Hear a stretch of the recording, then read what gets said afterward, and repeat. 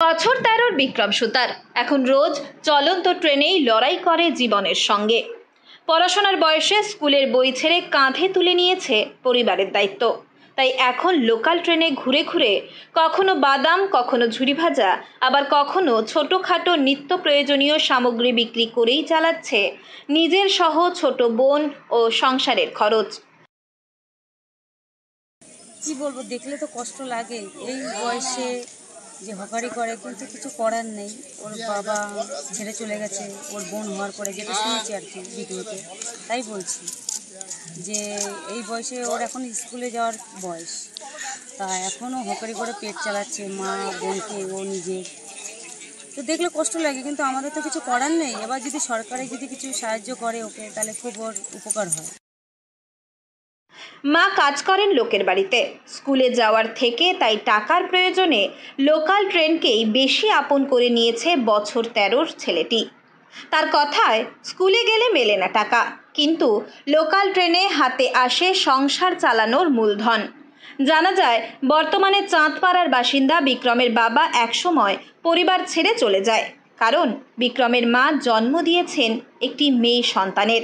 সেই থেকেই শুরু হয় এক অসম লড়াই।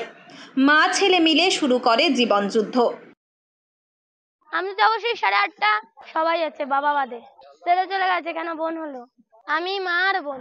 কেচি মেচি হাবি যাবি বাদাম যখন যেটা পাই তখনই বিক্রি করি। চলছে, লাভ নাই। সংসার চালাই কে? তুই? আমিও মাও। বোন একাই পড়ে হোটেলে কালিদির ফ্রি দেয়, হাবড়া বা দত্তপুকুর বনগাই তো যাই। খালি তো লেডিসেই থাকি আমি, লেডিসেরই তো মাল এগুলি সব। এই তোকে তো ফোনে দেখলাম, এই তোকে তো ফোনে দেখছি, এই সকালেই তো দেখছি। তবে ছোট বোনকে আগলে রেখে সংসারের হাল ধরতে গিয়ে স্কুল পড়ুয়া বিক্রম হাতে তুলে নেয় ঝুরি ভাজার প্যাকেট।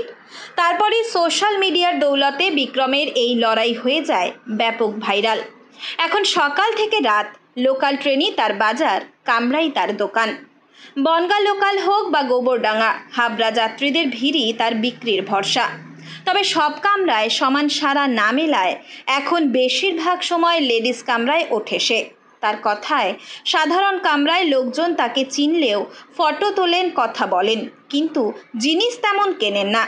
সে জায়গায় দাঁড়িয়ে লেডিস কামরায় মাসিরা বা দিদিরা কিছু না কিছু কিনেই নেন। আমি হাবড়া থেকে বনগাঁ, বনগাঁ থেকে হাবড়া, হাবড়া থেকে বনগাঁ। বনগাঁয় 8টা সাড়ে চাঁদপাড়া 8:20 ঢোকে ওই গাড়িটা। যখন ভিড় থাকে তখন কষ্ট হয় না? কষ্ট হলেও কি করবো? কারা জিনিসপত্র কারা কেনে? সব ইয়ং দিদিরা। আর কেউ কেনে না?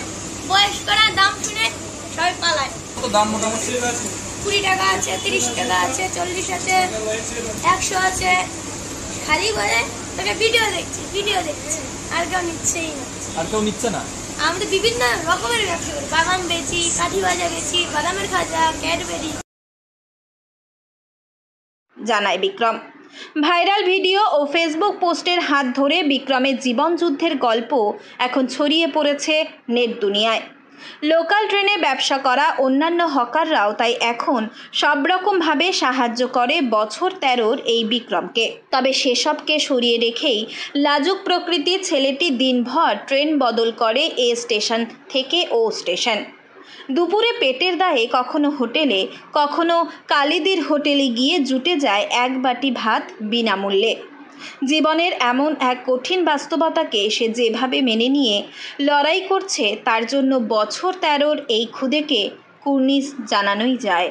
উত্তর 24 পরগনা থেকে রুদ্রনারায়ণ রায়ের রিপোর্ট, লোকাল 18 বাংলা।